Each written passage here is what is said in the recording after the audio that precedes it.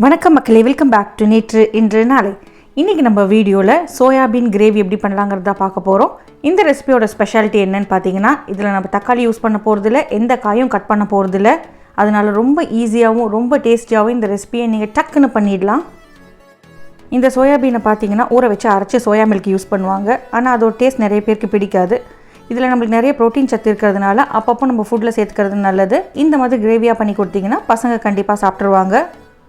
இதை நீங்கள் சாதத்து கூட, புலாவ், சப்பாத்தி கூட சாப்பிட்லாம். ரொம்பவே நல்லாயிருக்கும். ஒரு கப் சோயா சுண்டலை நல்லா வாஷ் பண்ணிவிட்டு ஓவர் நைட் ஊற வச்சுடுங்க. இல்லை அட்லீஸ்ட் ஒரு 8 hours ஊற வைங்க. ஊற வச்ச இந்த சோயா பருப்பை தண்ணி சேர்த்துட்டு குக்கரில் நல்லா குழையிற வரைக்கும் வேக வச்சு எடுத்துக்கலாம். ஒரு சோயாபீன் நசுக்கி பார்த்தீங்கன்னா அப்படியே அமுங்கணும். அடுத்ததாக இன்னொரு பிளெண்டர் ஜாரில் நம்ம ஒரு 1/2 கப் தயிர் எடுத்துக்கலாம். தயிரை நல்லா அடிச்சுக்கோங்க.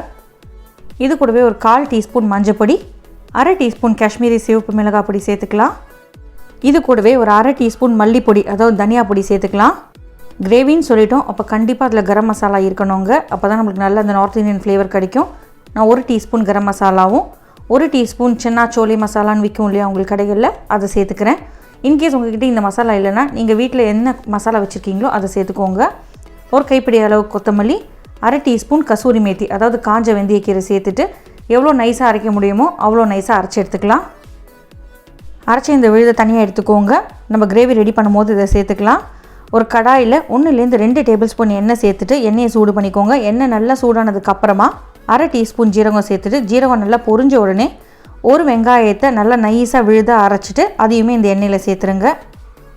நான் ஆரம்பத்துலேயே சொன்ன மாதிரி நம்ம எந்த காயும் கட் பண்ண போகிறதில்ல. அதனால் நான் வெங்காயத்தையுமே கட் பண்ணாமல் மிக்ஸி ஜாரில் போட்டு நல்லா நைஸாக அரைச்சி எடுத்து வச்சுக்கிட்டேன். வெங்காயத்தோட பச்சை வாசனை போகிற வரைக்கும் நம்ம எண்ணெயில் நல்லா வதக்கிக்கலாம். பச்சை வாசனை போனதுக்கப்புறமா ஒரு 2 டீஸ்பூன் அளவுக்கு இஞ்சி பூண்டு விழுது சேர்த்துட்டு அதையுமே நல்லா வதக்கிக்கோங்க. இஞ்சி பூண்டு விழுதோட பச்சை வாசனை நம்மளுக்கு போகணும்.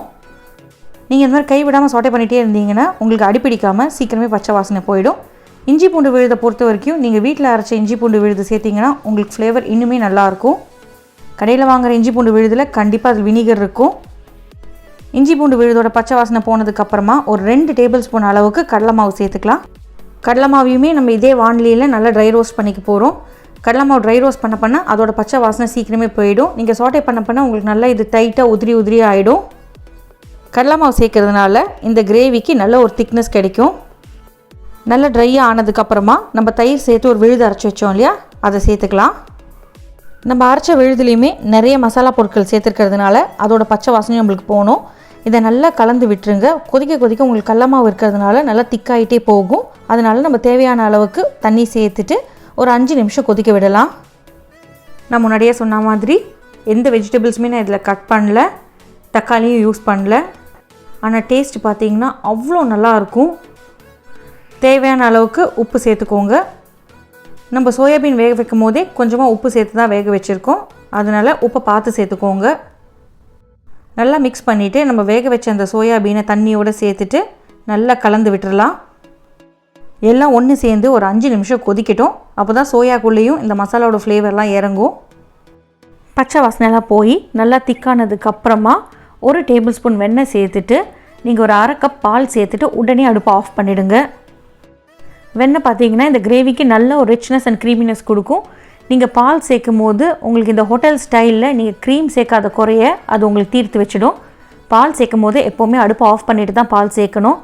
நீங்கள் சூடாக இருக்கும்போது பால் சேர்த்துட்டிங்கன்னா பால் உங்களுக்கு திரிஞ்சிடும். ஆனால் டேஸ்ட் சூப்பராக இருக்கணும்னு நினச்சிங்கன்னா பாலை மட்டும் ஸ்கிப் பண்ணாமல் சேருங்க. இது பார்த்திங்கன்னா ஒரு ஈஸியான பேச்சுலர் குக்கிங். யார் வேணாலும் டக்குன்னு நீங்கள் குக் பண்ணிடலாம். ஆனால் சோயா மட்டும் முன்னாடியே ஊற வச்சு ரெடியாக வச்சுக்கோங்க. ரொம்ப டேஸ்டியாக இருக்குங்க. ட்ரை பண்ணி பார்த்துட்டு எப்படி இருக்குன்னு சொல்லுங்கள். தக்காளி நல்லா விலை ஏறி இருக்க இந்த காலத்தில் ட்ரை பண்ணுறதுக்கு பெஸ்ட் ரெசிபி இது. நம்ம சேனலுக்கு ஃபர்ஸ்ட் டைமாக வரீங்கன்னா லைக் பண்ணுங்கள், ஷேர் பண்ணுங்கள், மறக்காமல் சப்ஸ்கிரைப் பண்ணுங்கள். தேங்க்ஸ் ஃபார் வாட்சிங்.